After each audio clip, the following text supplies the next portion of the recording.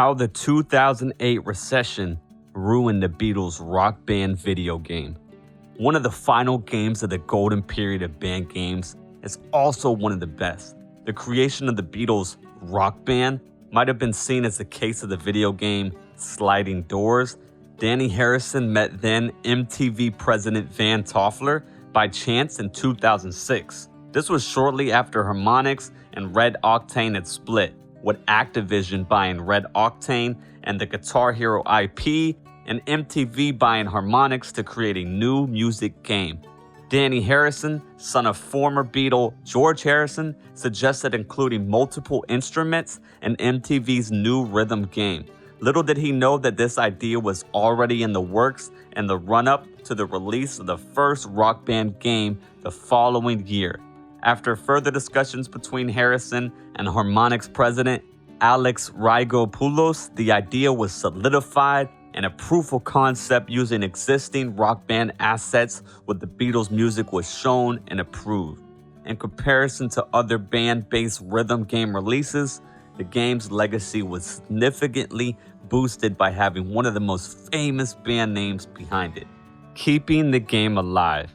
It's true that other band-themed video games like Guitar Hero, Aerosmith, and Metallica were released around the same time as the Beatles Rock Band, but they didn't feel nearly as polished or well thought out. MTV and Viacom invested much effort and money into marketing the game. In 2009, Paul McCartney and Ringo Starr attended an E3 to demo the game, and an excellent commercial with body doubles and vintage footage of the Beatles and Abbey Road preceded the game's release. It seemed like the stars were aligned for the Beatles Rock Band, but the economic downturn of 2008 and the growing genre fatigue ultimately fell short. The game is handled considerably differently than plastic instrument music games of the time. Despite their respective names, Guitar Hero Aerosmith and Guitar Hero Van Halen included songs from different artists.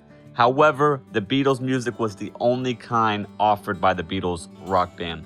The game omits features from the Rock Band series that don't fit, such as the Big Finish system, which has you blasting notes at the end of a song to rack up points. The numerous harmony system was created for this game, allowing for simultaneous singing on multiple pitches inside the same song. The game's stages uses a distinct cartoonish art style, and they recreate a well-known locales associated with the Beatles, like the Ed Sullivan Show and Shea Stadium, as well as the hypothetical dreamscape stages. The dreamlike settings of the songs, like Sgt. Pepper's Lonely Hearts Club Band, Yellow Submarine, and Octopus Garden, is much like the visual representations of the themes they explore. You'd start hearing the Beatles at the Abbey Road studio, and then you'd be whisked away to a surreal dreamscape that was the psychedelic embodiment of the song. Curiously, Paul McCartney had been using the video game dreamscapes in his live shows. Beatles Rock Band Dreamscape. The soundtrack strikes a great balance across different eras and styles in the band's discography. Some of the more glaring gaps in content were filled by downloadable content published for the game in the months after its initial release, such as the missing tracks from Rubber Soul and Abbey Road. But disappointing sales meant less time could be spent on new additions, and the licensing cost ultimately proved too high to allow for the inclusion of the Beatles' full catalog in the game. In 2016, all downloadable content for the game was removed, making it impossible to acquire any previously paid-for tracks.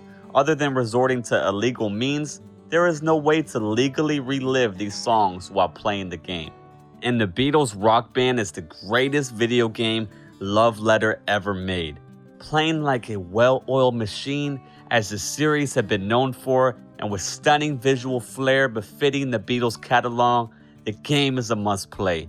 Thanks to the dedication of Harmonix and the various artists participating, including Danny Harrison and Paul McCartney, the game captures the genre at its pinnacle and may be the best rhythm game ever released.